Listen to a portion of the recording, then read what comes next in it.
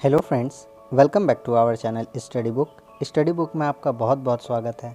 आज हम लोग कक्षा 9वीं की एक कहानी हिंसा परमो धर्म जो मुंशी प्रेमचंद जी के द्वारा लिखित है, इसके बारे में पढ़ने वाले हैं। इस कहानी को पढ़ने से पहले सबसे पहले आप ये जान लीजिए कि इस कहानी में लेखक ने हमें क्या बताया है। यह जो कहानी है हिंसा परमो धर्म, यह प्रेमचंद द्वारा रचित एक सांप्रदायिकता विरोधी दिल को छू लेने वाली कहानी है। इस कहानी में लेखक ने मानवतावादी दृष्टिकोण को रेखांकित किया है। लेखक कहते हैं इस कहानी के माध्यम से कि कोई भी समाज या धर्म में न तो सभी अच्छे हो सकते हैं और न ही सभी बुरे। अच्छे और बुरे सभी धर्म या सभी समाज में दिखाई पड़ सकते हैं। यह जो कहानी है मानसरोवर भाग 5 में संकलित है। तो चलिए इस कहानी को अब हम पंक्तियों के माध्यम से समझना शुरू करते हैं। इस कहानी को हम जैसे समझाएंगे आप हूबहू उस तरह से समझते जाइए। आपके एग्ज़ाम में जितने भी प्रश्न पूछेंगे मैंने अंडरलाइन कर रखा है, आप उन्हीं को देखते चलिए।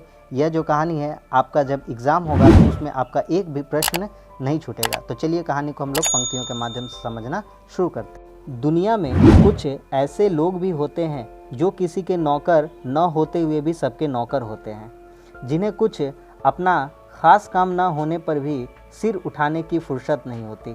जामिद इस श्रेणी के मनुष्यों में था। आपसे क्वेश्चन पूछा जाएगा कि जामिद किस श्रेणी के मनुष्यों में था, तो वह उस श्रेणी के मनुष्यों में था जिसे खासा काम न होने पर भी सिर उठाने की फुर्सत नहीं मिलती थी। बिल्कुल बेफिक्र, न किसी से दोस्ती न किसी से दुश्मनी। जो ज़रा हंसकर बोला उसका बेदाम का गुलाम हो गया। वह किसका बेदाम का गुलाम हो जाता था? जो भी ज़रा उससे हंसकर बोल लेता था वह उसका बेदाम का गुलाम हो जाता था। बेकाम का काम करने में उसे मज़ा आता था। आपसे प्रश्न पूछा जाएगा उसे किस तरह के कार्यों में मज़ा आता था? बेकाम का काम करने में। गांव में कोई बीमार, अब वह किस तरह का कार्य करता था हम लोग ये देखेंगे, ठीक है। गांव में कोई बीमार पड़े, वह रोगी की सेवा शुश्रूषा के लिए हाजिर है। कहिए तो आधी रात हकीम के घर चला जाए, किसी जड़ी बूटी की तलाश में मंजिलों की खाक छाना है। मुमकिन न था कि किसी गरीब पर अत्याचार होते देखे और चुप रह जाए, फिर चाहे उसे कोई मार ही डाले वह हिमायत करने से बाज न आता था। ऐसे सैकड़ों ही मौके उसके सामने आ चुके थे। कांस्टेबल से आए दिन उसकी छेड़छाड़ होती रहती थी। आए दिन उसकी छेड़छाड़ किससे होती रहती थी? कांस्टेबल से। इसलिए लोग उसे बौड़म समझते थे। बौड़म का अर्थात होता है नासमझ या पागल। और बात यह भी थी, जो आदमी किसी का बोझा भारी देखकर उसे छीनकर अपने सिर पर ले ले, किसी का छप्पर उठाने या आग बुझाने के लिए कोसों दौड़ा चला जाए, उसे समझदार कौन कहेगा? सारांश यह है कि उसकी जात से दूसरों को चाहे कितना ही फायदा पहुँचे, अपना कोई उपकार न होता था। यहाँ तक कि वह रोटियों के लिए भी दूसरों का मोहताज था। दीवाना तो था वह, उसका गम दूसरे खाते थे। एक जामिद नाम का लड़का रहता है। वह बिल्कुल पागलों की तरह व्यवहार करता है। वह जो भी जरा उससे हंसकर बोल लेता था वह उसी का बेदाम का गुलाम हो जाता था। वह बेकाम का काम करता था। गांव में किसी भी तरह के कार्य हो, चाहे किसी का भी हो, वह सब का कार्य मुफ्त में ही कर दिया करता था। इसलिए लोग उसे, और वह कांस्टेबल से आए दिन उसे छेड़छाड़, उसकी बहस होती रहती थी, इसलिए लोग उसे पागल भी कहकर पुकारते थे। किसी भी तरह का कोई कार्य देख ले, किसी पर कोई अत्याचार होता देख ले तो उसे सहन नहीं होता था और वह उसमें शामिल हो जाता था। इसलिए वह रोटियों के लिए भी दूसरों का ही मोहताज था। आखिर जब लोगों ने बहुत धिक्कारा, क्यों अपना जीवन नष्ट कर रहे हो, तुम दूसरों के लिए मरते हो, कोई तुम्हारा भी पूछने वाला है? अगर एक दिन बीमार पड़ जाओ तो कोई चुल्लू भर पानी ना दे। जब तक दूसरों की सेवा करते हो लोग खैरात समझकर खाने को दे देते हैं। जिस दिन आ पड़ेगी कोई सीधे मुंह बात भी ना करेगा। तब जामिद की आंखें खुली। आपसे प्रश्न पूछा जाएगा जामिद की आंखें कब खुलती है? जब लोग बहुत उसे धिक्कारते हैं कि क्यों अपना जीवन नष्ट कर रहे हो, दूसरों के लिए क्यों मरते हो, कोई तुम्हें पूछने वाला भी नहीं। अगर बीमार किसी दिन पड़ जाओगे तो तुम्हें कोई चुल्लू भर पानी भी नहीं देगा। इसलिए दूसरों के मामले में मत पड़ो और अपनी ज़िंदगी को खुद देखो। तब जामिद की आंखें खुलती है। बर्तन भाड़ा कुछ था नहीं। एक दिन उठा और एक तरफ की राह ली। 2 दिन के बाद वह शहर पहुंचा। कितने दिनों के बाद वह शहर पहुंचा? 2 दिनों के बाद। अभी तक वह कहाँ रह रहा था? देहात में। शहर बहुत बड़ा था। क्वेश्चन आपसे पूछा जाएगा शहर कैसा था? बहुत बड़ा था। महल आसमान में बातें करने वाले, सड़कें चौड़ी और साफ, बाजार गुलजार, मस्जिदों और मंदिरों की संख्या अगर मकानों से अधिक न थी तो कम भी नहीं। देहात में ना तो कोई मस्जिद थी ना कोई मंदिर। कहाँ पर कोई मंदिर और मस्जिद नहीं थी? देहात में। मुसलमान लोग एक चबूतरे पर नमाज पढ़ लेते थे। मुसलमान लोग कहाँ नमाज पढ़ते थे? एक चबूतरे पर। हिंदू कहाँ पे पूजा कर दिया करते थे? एक वृक्ष के नीचे पानी चढ़ा दिया करते थे। नगर में धर्म का यह महात्म्य देखकर जामिद को बड़ा कुतूहल और आनंद हुआ। उसकी दृष्टि में मजहब का जितना सम्मान था और उतना किसी सांसारिक वस्तु का नहीं। वह सोचने लगा कि ये लोग कितने ईमान के पक्के, कितने सत्यवादी हैं, इनमें कितनी दया, कितना विवेक, कितनी सहानुभूति होगी, तभी तो खुदा ने इतना माना है। वह हर आने जाने वालों को श्रद्धा की दृष्टि से देखता। वह आने जाने वाले को किस नज़र से देख रहा था? श्रद्धा की दृष्टि से, और उसके सामने विनय से सिर झुकाता था। यहाँ के सभी प्राणी उसे देवता तुल्य मालूम होते थे। कहाँ के सभी प्राणी उसे देवता तुल्य मालूम होते थे? शहर के।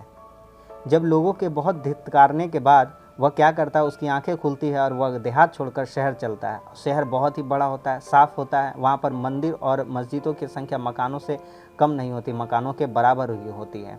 मुसलमान लोग चबूतरे पर नमाज़ पढ़ते, हिंदू लोग किसी वृक्ष के नीचे पानी चढ़ा दिया करते थे। वह सोचने लगता है कि ये लोग कितने ईमान के पक्के हैं, कितने सत्यवादी होंगे। वह हर आने जाने वालों को श्रद्धा की दृष्टि से देखता और उनके सामने सिर झुकाता है। वहाँ के हर प्राणी उसे देवता तुल्य मालूम होते हैं। घूमते घूमते सांझ हो गई। वह थककर एक मंदिर के चबूतरे पर जा बैठा। मंदिर बहुत बड़ा था। ऊपर सुनहला कलश चमक रहा था। जगमोहन पर संगमरमर के चौके जड़े हुए थे, मगर आंगन में जगह जगह गोबर और कूड़ा पड़ा था। आंगन में जगह जगह क्या पड़ा था? गोबर और कूड़ा। मैंने जो अंडरलाइन कर दिया आप उसको अच्छे से देखिएगा, मैं बार बार नहीं बताऊंगा क्योंकि यह जो आपके शॉर्ट क्वेश्चन में भी पूछा जाता है, ठीक है। जामिद को गंदगी से चिढ़ थी। जामिद को किस चीज़ से चिढ़ थी? गंदगी से। देवालय की यह दशा देखकर उसे रहा न गया। इधर उधर निगाहें दौड़ाई कि झाड़ू कहीं मिल जाए तो साफ़ कर दे, पर झाड़ू कहीं नजर न आई। विवश होकर उसने दामन से चबूतरे को साफ करना शुरू कर दिया। ज़रा देर में भक्तों का जमाव होने लगा। उन्होंने जामिद को चबूतरा साफ करता देखा तो आपस में बातें करने लगे। अब लोग तरह तरह की बातें करते हैं उसे चबूतरा साफ करता हुआ देखकर। जामिद जब शहर में प्रवेश करता है तो एक मंदिर के सामने जब वह बैठता है तो देखता है कि वहाँ पर बहुत ही गंदगी है। उसे गंदगी से चिढ़ थी तो वह साफ़ करने लगता है। इसी पर लोग उसे देख चबूतरा साफ़ करके उसे कुछ न मिलता है तो वह अपने दामन से ही साफ़ करना शुरू कर देता है।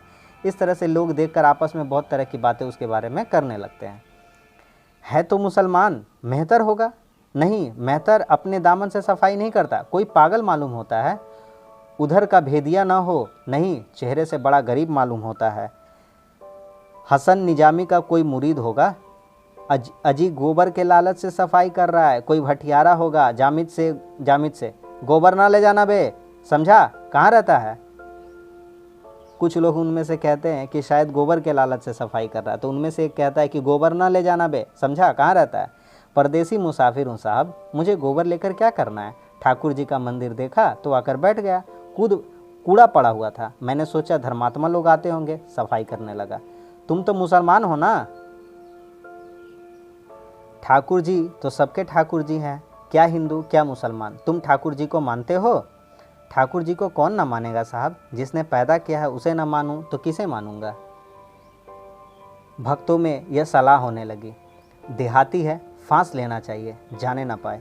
जामिद फांस लिया गया। उसका आदर सत्कार होने लगा। एक हवादार मकान रहने को मिला। दोनों वक्त उत्तम खाद्य पदार्थ को खाने को मिलने लगा। 2-4 आदमी हरदम उससे घिरे रहते। जामिद को खूब भजन याद थे। गला भी अच्छा था। वह हर रोज़ मंदिर में जाकर कीर्तन करता। भक्ति के साथ स्वर लालित्य भी हो तो फिर और क्या पूछना। लोगों पर उसके कीर्तन का बड़ा असर पड़ता। कितने ही लोग संगीत के लोभ से ही मंदिर में आने लगे। सबको विश्वास हो गया कि भगवान ने यह शिकार चुनकर भेजा है। एक दिन मंदिर में बहुत से आदमी जमा हुए। आंगन में फर्श बिछाया गया। जामिद का सिर मुड़ा दिया गया। नए कपड़े पहनाए। हवन हुआ। जामिद के हाथों से मिठाइयाँ बांटी गईं। वह अपने आश्रयदाताओं की उदारता और धर्मनिष्ठा का भी कायल हो गया। ये लोग कितने सज्जन हैं। मुझ जैसे फटेहाल परदेशी की इतनी खातिर, इसी को सच्चा धर्म कहते हैं। अब क्या होता है, जब जामिद को ये लोग समझ जाते कि यह देहाती है, इसे फांस लेना चाहिए, और वह उसे मंदिर की साफ़ सफाई के लिए रख लेते हैं। उसे 2 वक्त का अच्छा खाना देते हैं। उसे 2-4 अच्छे कपड़े भी प्रदान करते हैं। वह भजन कीर्तन भी खूब करता था, तो वह प्रत्येक संध्या को उस मंदिर में भजन कीर्तन करता था, और उस भजन के माध्यम से ही कितने लोग और भी मंदिर में आने शुरू कर दिए थे। सबको विश्वास हो गया था कि भगवान ने यह शिकार चुनकर भेजा है, इसे जाने ना दिया जाए, इसे यहीं रख लिया जाए। तो इसी बात पर जामिद सोचता है कि ये लोग कितने उदारता और धर्मनिष्ठा भी हैं, और उनका यह कायल हो जाता है। कितने सज्जन लोग हैं, मुझ फटे हाल परदेसी जिसकी कोई देहात में कोई इज्जत न थी, यहाँ कितनी मेरी सेवा और सत्कार करते हैं। यही तो सच्चा धर्म है, जामिद सोचता है। जामिद को जीवन में कभी इतना सम्मान न मिला था। जहाँ पर वह देहात में रहता था उसे इस तरह का सम्मान नहीं मिला था कभी। यहाँ वही सैलानी अर्थात सैर करने वाला युवक, जिसे लोग बौड़म अर्थात पागल कहते थे, भक्तों का सिरमौर बना हुआ था, यानी श्रेष्ठ व्यक्ति बना हुआ था, सिरमौर का अर्थात। सैकड़ों ही आदमी केवल उसके दर्शन को आते थे। उसकी प्रकांड विद्वता की कितनी ही कथाएं प्रचलित हो गई। पत्रों में यह समाचार निकला कि एक बड़े आलिम मौलवी साहब की शुद्धि हुई है। सीधा साधा जामिद इस सम्मान का रहस्य कुछ न समझता था। ऐसे धर्मपरायण सहृदय प्राणियों के लिए वह क्या कुछ न करता। वह नित्य पूजा करता, भजन गाता था। उसके लिए यह कोई नई बात न थी। अपने गांव में भी वह बराबर सत्यनारायण की कथा में बैठा करता था। क्वेश्चन आपसे पूछा जाएगा, अपने गांव में वह किस की पूजा में बैठा करता था? सत्यनारायण भगवान की। भजन कीर्तन किया करता था। अंतर यही था कि देहात में उसकी कदर न थी, यहाँ सब उसके भक्त थे। एक दिन जामिद कई भक्तों के साथ बैठा हुआ कोई पुराण पढ़ रहा था, तो क्या देखता है, सामने सड़क पर एक बलिष्ठ यानी बलशाली युवक माथे पर तिलक लगाए, जनेऊ पहने एक बूढ़े दुर्बल मनुष्य को मार रहा है। दुर्बल मनुष्य को कौन मार रहा था? एक जो बलशाली युवक था, माथे पर जो तिलक लगाए हुए था, जनेऊ पहना था, अर्थात एक पंडित तरह का ही व्यक्ति था। बुढ़ा रोता है, गिड़गिड़ाता है और पैरों पड़ के कहता है कि महाराज मेरा कसूर माफ़ करो, किंतु तिलकधारी युवक उस पर जरा भी दया नहीं आती है उस पर। जामिद का रक्त खौल उठा। ऐसे दृश्य देखकर वह शांत न बैठ सकता था। तुरंत कूदकर बाहर निकला और युवक के सामने आकर बोला, बुढ़े को क्यों मारते हो भाई? तुम्हें इस पर जरा भी दया नहीं आती? युवक, मैं मारते मारते इसकी हड्डियां तोड़ दूंगा। जामिद, आखिर इसने क्या कसूर किया है? कुछ मालूम भी हो तो? युवक, इसकी मुर्गी हमारे घर में घुस गई थी और सारा घर गंदा कर आई। जामिद, तो क्या इसने मुर्गी को सिखा दिया था कि तुम्हारा घर गंदा कर आए? बुढ़ा, खुदाबंद, मैं तो उसे बराबर खांचे में ढके रहता हूँ। आज गलत फहमी हो गई। कहता हूँ महाराज कसूर माफ़ करो, मगर मानते ही नहीं। हुजूर मारते मारते अधमरा कर दिया। युवक, अभी नहीं मारा है, अब मारूंगा, खोद कर गाड़ दूंगा। जामिद, खोद कर गाड़ दोगे भाई साहब? तो तुम भी यूँ ना खड़े रहोगे, समझ गए? अगर फिर हाथ उठाया तो अच्छा ना होगा। जवान को अपनी ताकत का नशा था। क्वेश्चन आपसे पूछा जाएगा, जवान को किसका नशा था? अपनी ताकत का। उसने फिर बुढ़े को चाटा लगाया। होता क्या है, एक बार जामिद अन्य भक्तों के साथ बैठा हुआ कोई पुराण पढ़ रहा होता है, जो हिंदू धर्म की एक पवित्र ग्रंथ है पुराण, तो पढ़ रहा होता है। तो रास्ते पर सड़क पर क्या देखता है कि एक जो तिलकधारी युवक है एक बुढ़े को मार रहा होता है। दरअसल बाद में मालूम चलता है कि वह उस बुढ़े की मुर्गी ने उसके सारे घर को गंदा कर दिया था, तो इसी पर वह युवक उसे मार रहा होता है। जामिद समझाता है कि इसने मुर्गी को नहीं सिखाया था कि तुम्हारा घर गंदा कर दे, इसे छोड़ दो, इसे मत मारो, यह बुढ़ा है, मर जाएगा। लेकिन युवक कहता है कि नहीं, इसे मार दूंगा, मार कर इसे गड्ढे में गाड़ दूंगा। तब जामिद का खून खौल उठता। वह कहता, गड्ढे में गाड़ दोगे तो तुम भी यूँ ना खड़े रहोगे। जवान को अपनी ताकत का नशा था।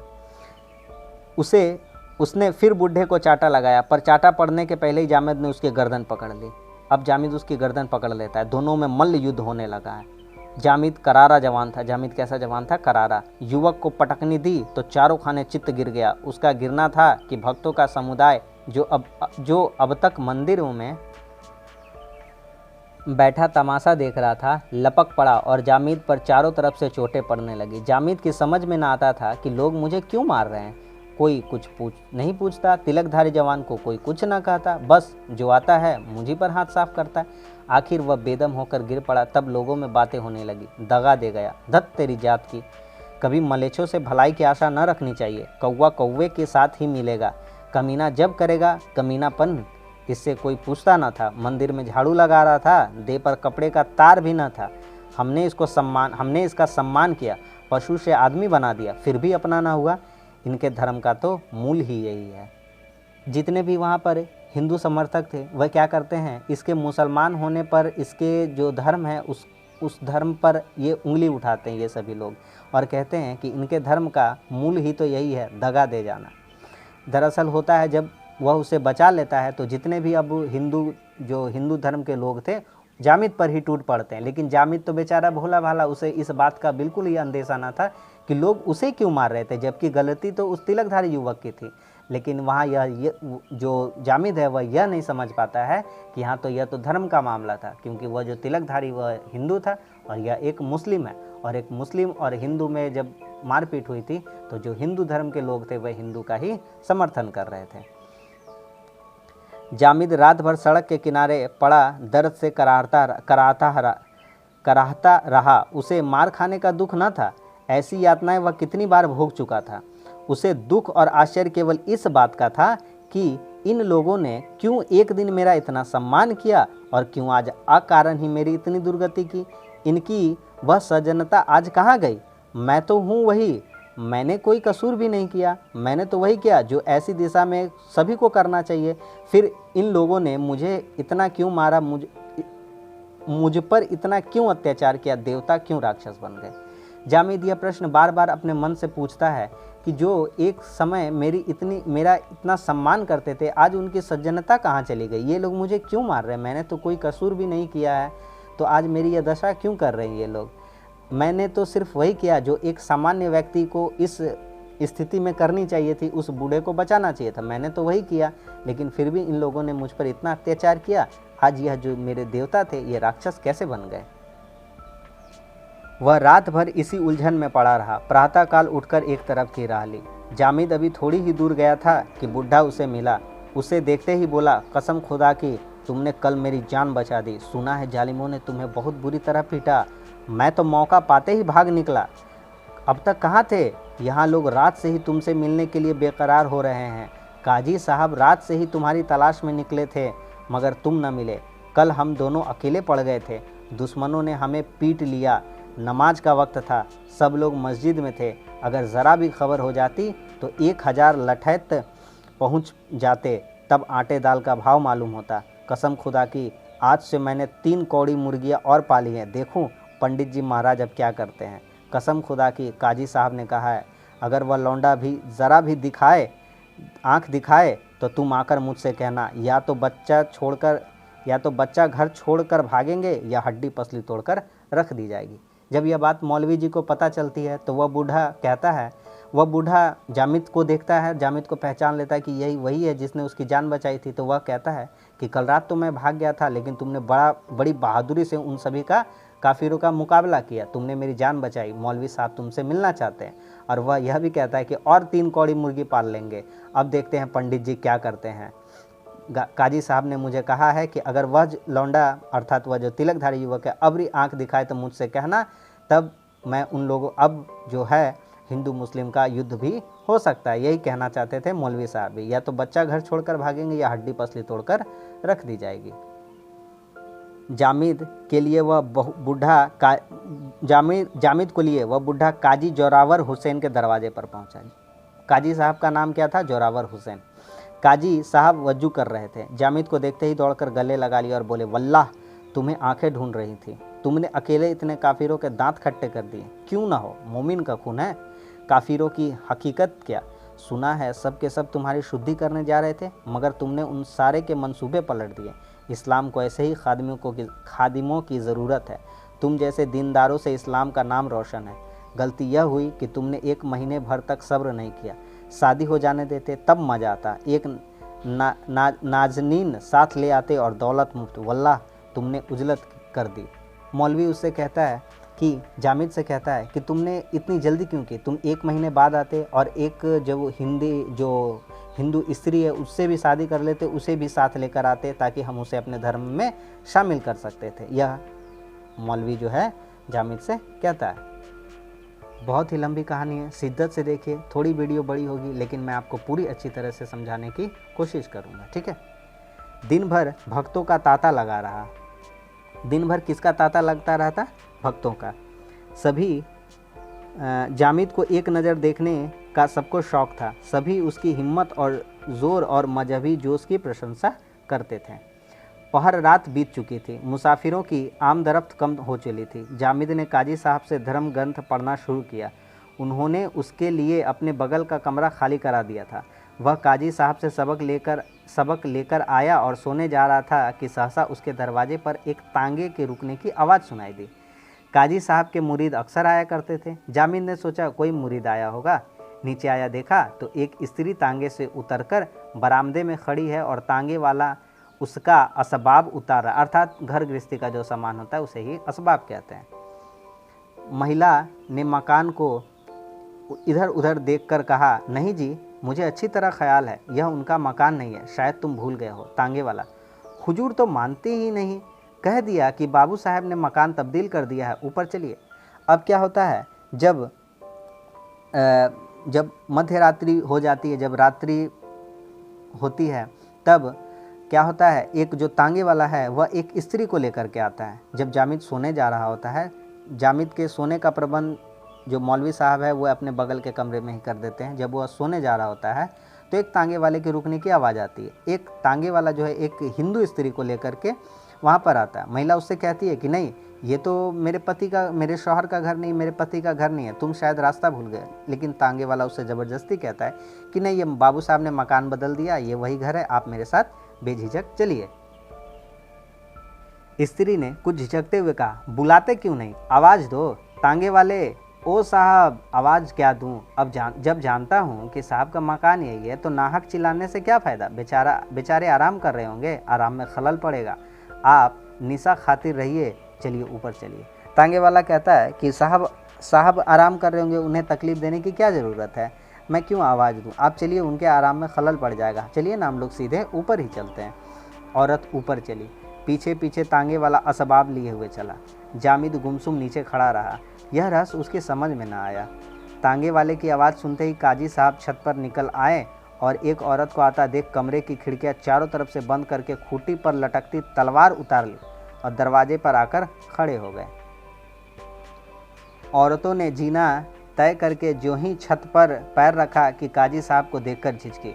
वह तुरंत पीछे की तरफ मुड़ना चाहती थी कि काजी साहब ने लपक कर उसका हाथ पकड़ लिया और अपने कमरे में घसीट लाए। इसी बीच में जामिद और तांगे वाले ये दोनों भी ऊपर आ गए। अब क्या होता है, जब स्त्री को पता चल जाता है कि वह तांगे वाला उसे धोखे से एक मौलवी के पास ले आया है तो वह यह सब समझती है और जैसे ही पीछे भागना चाहती है, काजी जो रहता है वह उसका हाथ पकड़ लेता है और उसे अपने कमरे में घसीट कर ले जाता है। जामिद जो अब तक खड़ा नीचे देख रहा था वह ऊपर चला आता है और तांगे वाला भी ऊपर चला आता है। जामिद यह दृश्य देखकर विस्मित हो गया, चौंक गया। यह रहस्य और भी रहस्यमय हो गया।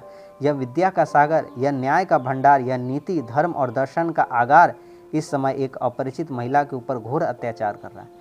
जामिद सोचने लगता है, यह जो विद्या का भंडार है, यह नीति, यह धर्म और दर्शन का मार्गदर्शन करने वाला यह जो व्यक्ति है, यह महिला के ऊपर घोर अत्याचार कैसे कर सकता है। तांगे वाले के साथ वह भी काजी साहब के कमरे में चला गया। काजी साहब तो स्त्री के दोनों हाथ पकड़े हुए थे। तांगे वाले ने दरवाज़ा बंद कर दिया। महिला ने तांगे वाले की ओर खून भरी आंखों से देखकर कहा, तू मुझे यहाँ क्यों लाया। काजी साहब ने तलवार चमका कर कहा, पहले आराम से बैठ जाओ, सब कुछ मालूम हो जाएगा। औरत, तुम तो मुझे कोई मौलवी मालूम होते हो, क्या तुम्हें खुदा ने यही समझाया है कि पराई बहू बेटी को ज़बरदस्ती घर में बंद करके उनकी आबरू बिगाड़ो। काजी, हाँ, खुदा का यही हुक्म है कि काफिरों को जिस तरह मुमकिन हो इस्लाम के रास्ते पर लाया जाए, अगर खुशी से ना आए तो जबर से। जो स्त्री है, हिंदू स्त्री, वह कहती है कि क्या खुदा ने तुम्हें यही सिखाया कि तुम दूसरों की बहू बेटियों को ज़बरदस्ती घर में बंद कर उनकी आबरू के साथ खिलवाड़ करो। तो काजी इस पर कहता कि हाँ, खुदा का यही हुक्म है कि काफिरों को जिस तरह से मुमकिन हो इस्लाम के रास्ते पर लाया जाए और उन्हें इस्लाम धर्म कबूल कराया जाए। औरत, इसी तरह अगर तुम्हारी बहू बेटी पकड़कर बेआबरू करे तो। काजी, हो रहा है, जैसा तुम हमारे साथ करोगे वैसा ही हम तुम्हारे साथ करेंगे। फिर हम तो बेआबरू नहीं करते, सिर्फ अपने मजहब में शामिल करते हैं। इस्लाम कबूल करने से आबरू बढ़ती है, घटती नहीं। मौलवी कहता है इस्लाम कबूल करने से आबरू बढ़ती है। हिंदू कौम ने तो हमें मिटा देने का बेड़ा उठाया है, वह इस मुल्क से हमारा नाम और निशान मिटा देना चाहती है। धोखे से, लालच से, जबर से मुसलमान को बेदीन बनाया जा रहा है, तो मुसलमान बैठे मुंह ताकेंगे। औरत, हिंदू कभी ऐसा अत्याचार नहीं कर सकता। संभव है तुम लोगों की शरारतों से तंग आकर नीचे दर्जे के लोग इस तरह का बदला लेने लगे हों, मगर अब भी कोई सच्चा हिंदू इसे पसंद नहीं करता। औरत कहती है कि हो सके तुम लोगों की ही शरारतों से तंग आकर कोई नीचे दर्जे के लोग इस तरह से बदला लेने के लिए कर रहे हो, लेकिन कोई सच्चा हिंदू इसे कभी भी पसंद नहीं करेगा। वह दूसरों की आबरू से कभी खिलवाड़ नहीं करेगा। काजी साहब ने कुछ सोच कर कहा, बेशक पहले इस तरह की शरारत मुसलमान सोहदे किया करते थे, मगर शरीफ लोग इन हरकतों को बुरा समझते थे और अपने इम्कान भर रोकने की कोशिश करते थे। तालीम और तहजीब की तरक्की के साथ कुछ दिनों यह गुंडापन जरूर गायब हो जाता, मगर अब तो सारी हिंदू कौम हमें निगलने के लिए तैयार बैठी है। फिर हमारे लिए और रास्ता ही कौन सा है? हम कमज़ोर हैं, इसलिए हमें मजबूर होकर अपने को कायम रखने के लिए दगा से काम लेना पड़ता है। मगर तुम इतना घबराती क्यों हो? तुम्हें यहाँ किसी बात की तकलीफ़ ना होगी। इस्लाम औरतों के हक़ का जितना लिहाज करता है उतना कोई और मजहब नहीं करता है, और मुसलमान मर्द तो अपनी औरतों पर जान देते हैं। मेरे यह नौजवान दोस्त जामिद तुम्हारे सामने खड़े हैं, इन्हीं के साथ तुम्हारा निकाह कर दिया जाएगा। बस आराम से ज़िंदगी के दिन बसर करना। जो मौलवी है वह हिंदू जो स्त्री है उससे कहता है कि यह जो जामिद है इससे मैं तुम्हारा निकाह कराने वाला हूँ और तुम बस आराम से ज़िंदगी बसर करना। जो इस्लाम है औरतों के हक़ का लिहाज करता है, उतना लिहाज करता है जितना कोई और मज़हब नहीं करता है, और मुसलमान मर्द तो अपनी जो औरत है उन पर जान देते हैं। औरत, मैं तुम्हें और तुम्हारे घृणित धर्म को समझती हूँ। तुम कुत्ते हो, इसके सिवा तुम्हारे लिए कोई दूसरा काम नहीं। खैरियत इसी में है कि मुझे जाने दो, नहीं तो मैं अभी शोर मचा दूंगी और तुम्हारा सारा मौलवीपन निकल जाएगा। काजी, अगर तुमने ज़बान खोली तो तुम्हें जान से हाथ धोना पड़ेगा, बस इतना समझ लो। औरत, आबरू के सामने इज्जत की कोई हकीकत नहीं। तुम मेरी जान ले सकते हो मगर मेरे आबरू नहीं ले सकते। जो हिंदू स्त्री रहती, औरत रहती, वह कहती है कि आबरू के सामने जान की कोई हकीकत नहीं है। तुम मेरी जान भी ले लोगे तो मैं आबरू के साथ अपने खिलवाड़ करने तुम्हें नहीं दूंगी। काजी, क्यों नाहक जिद करती हो? औरत ने दरवाजे पास जाकर कहा, मैं कहती हूँ दरवाज़ा खोल दो। जामिद अब तक चुपचाप खड़ा था। जो ही स्त्री दरवाजे की तरफ चली और काजी साहब ने उसका हाथ पकड़कर खींचा, जामिद ने तुरंत दरवाज़ा खोल दिया और काजी साहब से बोला, इन्हें छोड़ दीजिए। काजी, क्या बकता है? जामिद, कुछ नहीं, खैरियत इसी में है कि इन्हें छोड़ दीजिए। लेकिन अब काजी साहब ने उस महिला का हाथ न छोड़ा और तांगे वाले भी उसे पकड़ने के लिए बढ़ा, तो जामिद ने एक धक्का देकर काजी साहब को धकेल दिया और उस स्त्री का हाथ पकड़े हुए कमरे से बाहर निकल गया। तांगे वाला पीछे लपका, मगर जामिद ने उसे इतनी ज़ोर से धक्का दिया कि वह औंधे मुँह जा गिरा। एक क्षण में जामिद और स्त्री दोनों सड़क पर थे। जामिद, आपका घर किस मोहल्ले में? औरत, अहियागंज में। जो औरत थी उसका जो घर था वह कहाँ था? अहियागंज में। बहुत इंपॉर्टेंट क्वेश्चन है। जामिद, चलिए मैं आपको पहुँचाऊँ। औरत, इससे बड़ी और क्या मेहरबानी होगी। मैं आपकी इस नेकी को कभी ना भूलूंगी। आपने आज मेरी आबरू बचा ली, नहीं तो मैं कहीं की न रहती। अब मुझे मालूम हुआ कि अच्छे और बुरे सब जगह होते हैं। मेरे शौहर का नाम पंडित राजकुमार है। बहुत इंपॉर्टेंट क्वेश्चन है। स्त्री का घर अहियागंज में था और उसके शौहर का नाम अर्थात उसके पति का नाम पंडित राजकुमार था। वह एक पंडित की स्त्री थी। उसी वक्त एक तांगा सड़क पर आता दिखाई दिया। जामिद ने स्त्री को उस पर बिठा दिया और ख़ुद बैठना ही चाहता था कि ऊपर से काजी साहब ने जामिद पर लठ चलाया और तांगे से टकराया। जामिद तांगे में बैठ गया और तांगा चल दिया। अहियागंज में पंडित राजकुमार का पता लगाने में कठिनाई न पड़ी। जामिद ने जो ही आवाज़ दी वह घबराए हुए बाहर निकल आए और स्त्री को देखकर बोले, तुम कहाँ रह गई थी इंदिरा? स्त्री का नाम क्या था? इंदिरा। बहुत इंपॉर्टेंट क्वेश्चन है। उसका घर अहियागंज में, पति का नाम राजकुमार और स्त्री का नाम इंदिरा। मैंने तो तुम्हें स्टेशन पर कहीं नहीं देखा। मुझे पहुंचने में ज़रा देर हो गई। तुम इतनी देर कहाँ लगी तुम्हें? इंदिरा ने घर के अंदर कदम रखते ही कहा, बड़ी लंबी कथा है, ज़रा दम लेने दो तो बता दूंगी। बस इतना ही समझ लो कि अगर आज इस मुसलमान ने मेरी मदद ना की होती तो मेरी आबरू चली गई होती। पंडित जी पूरी कथा सुनने के लिए और भी व्याकुल हो उठे। इंदिरा के साथ वह भी घर में चले गए, पर 1 ही मिनट के बाद आकर जामिद से बोले, भाई साहब, शायद आप बनावट समझे, पर मुझे आपके रूप में इस समय इष्ट देव के दर्शन हो रहे हैं। मेरी जबान में इतनी ताकत नहीं कि आपका शुक्रिया अदा कर सकूं। आइए बैठ जाइए। जामिद, जी नहीं, अब इजाज़त इजाज़त दीजिए। पंडित, मैं आपकी इस नेकी का क्या बदला दे सकता हूँ? जामिद, इसका बदला यही है कि इस शरारत का बदला किसी गरीब मुसलमान से न लीजिएगा। मेरी आपसे यही दरख्वास्त है। पंडित जी कहते हैं कि इस नेकी का बदला मैं कैसे चुकाऊंगा, तो जामिद इस पर कहता है कि आप जो यह मौलवी ने जिस तरह की यह शरारत की है, जो गुस्ताखी की है, आप किसी और गरीब मुसलमान से यह न कीजिएगा, मेरी इतनी ही दरख्वास्त है। यह कहकर जामिद चल खड़ा हुआ और इस अंधेरी रात के सन्नाटे में शहर के बाहर निकल गया। इस शहर की विषाक्त वायु में सांस लेते हुए उसका दम घुटता था। अब जो देहात से निकलकर वह शहर में आया था, इस शहर की दूषिली वायु, विषाक्त वायु, जो जहर से भरी वायु थी, उसमें इसका सांस लेने में दम घुट रहा था, क्योंकि यहाँ पर धर्म के नाम पर सिर्फ और सिर्फ यहाँ पर छल कपट, धोखा और युद्ध ही युद्ध था। वह जल्द से जल्द शहर से भागकर अपने गांव पहुंचना चाहता था। अब वह कहाँ जाना चाहता था? अपने गांव। वहाँ मजहब का नाम सहानुभूति, प्रेम और सौहार्द था। जो उसका गांव था, वहाँ पर मजहब का नाम सहानुभूति, प्रेम और सौहार्द था। धर्म और धार्मिक लोगों से उसे घृणा हो गई थी। उसे किस प्रकार के लोगों से घृणा हो गई थी? धर्म और धार्मिक लोगों से। इस तरह से हम यह कहानी देखते हैं कि जो व्यक्ति मानवीय मूल्यबोध एवं मानवतावादी भावनाओं से संयुक्त रहता है, उसके लिए धर्म से बढ़कर मानवीय संवेदनशीलता ज़्यादा महत्वपूर्ण होती है। जामिद इसी तरह की कहानी का नायक है और जो मुंशी प्रेमचंद जी हैं, उनको इस लेखनी में प्रसिद्धि हासिल हुई है। तो उम्मीद करता हूँ कि यह कहानी आपको अच्छे से समझ में आई होगी और मैंने बहुत ही सिंपल और सरल शब्दों में समझाने का आपको प्रयास किया है। वीडियो अच्छा लगा तो लाइक कर दीजिए, अपने दोस्तों में भी शेयर करिए ताकि उनको भी यह कहानी अच्छे से समझ में आए। कहानी बहुत बड़ी थी, इसलिए मैंने थोड़ी जल्दी आपको समझाने का प्रयास किया है ताकि यह वीडियो और भी ज़्यादा ना बड़ी हो जाए। तो वीडियो अच्छा लगा तो लाइक कर दीजिए, अपने दोस्तों में शेयर करिए, कैसा लगा कमेंट्स करके बताइए और हमारे चैनल पर नए हमारे चैनल को सब्सक्राइब कर लीजिए इसी तरह के कंटेंट को पढ़ने के लिए। चलिए मिलते हैं किसी अगले वीडियो में, तब तक के लिए धन्यवाद। जय हिंद।